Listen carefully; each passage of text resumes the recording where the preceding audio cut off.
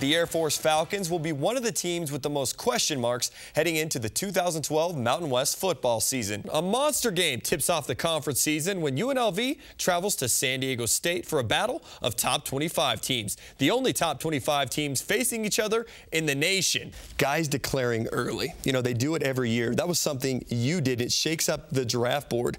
What type of thought process did you have when you made that decision? Brett Brown here with the Matrix, Sean Marion in Denver, and I guess now we have to address you as world champion, Sean Marion. How's life been as a world champion? Today we're bringing you the top 5 quarterbacks during the Mountain era. That's 2006 until present. Now we let our panel vote, and of course we let you, the fan, vote on Twitter and Facebook, and together, here's what we came up with. If you could talk to Landon right now, or just have a conversation with him, what do you think he's thinking when he sees you throwing up the 4-0?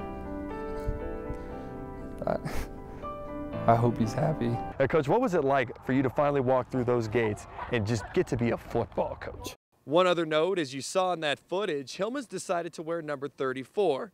He grew up a big Ricky Williams fan, and while he never got to see him play, he's got great respect for Walter Payton. Those are two pretty good guys to try and live up to, and he'll get his chance to do that this fall. Reporting from Dove Valley for the Mountain, I'm Brett Brown. When people think Wyoming, they think wide open spaces, the Wild West, but just because it's the lowest populated state in the nation doesn't mean the university isn't taking steps to go green. And it all starts with recycling. By the way, the Hornets actually won that game, so maybe he fired them up. Smith must have known we were airing our one-on-one with him in Friday's Mountain Sports Report. Here's a sneak peek. Now, you were a blue-collar, hard-working guy when you were at Fort Collins. That hasn't changed in that program. Do you kind of wish you could have been out there with these guys this year? Oh, yeah. Boise State may have been off this past weekend, but one of its top alumni was still making plays on the field. Titus Young, now of the Detroit Lions, recorded his first NFL touchdown this weekend against the Denver Broncos. After the game, I caught up with him, and he was fired up about the TD, the Lions season, and he knows he wouldn't be on the stage if it weren't for the Broncos up in Boise. Now, I hear there's a big game Saturday involving a guy named Tim.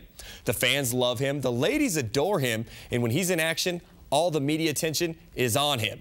No, I'm not talking about Tim Tebow. Tim Miles and his CSU Rams are in action this Saturday as they play host to TCU. Here's Coach Miles on the comparisons to Tim Tebow.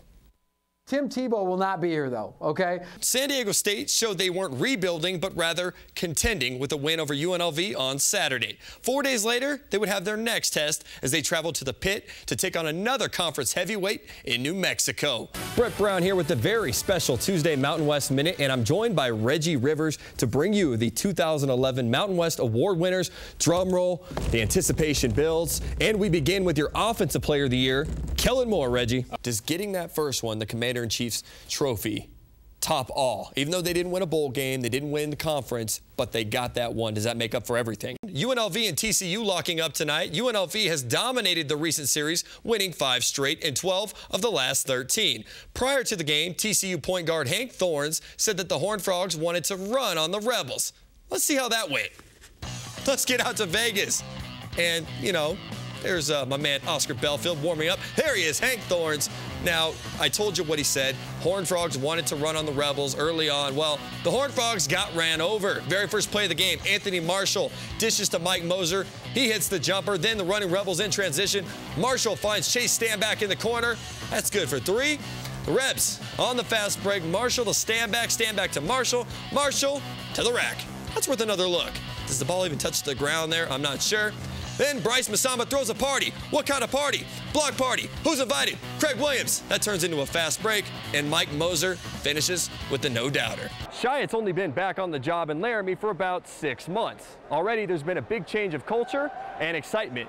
And according to those who know him the best, it's only the beginning. The battle for the Commander-in-Chief's trophy comes down to this. Air Force, Army, guys like you, alumni, live for this. Ted, do you need these? Nah, almost thought I did, but no. Get rid of them. Get rid of them then. right, Brett Brown here for the Mountain. Now, Colorado State made the short trip over the border up north for a visit with Wyoming. The border war had a little more buildup this year, with both the Rams and Cowboys off to great starts. Wyoming at 15-3 and Colorado State at 13-4. A win would give one program a huge leg up in the conference race. Let's get out to the 216th edition of the border war.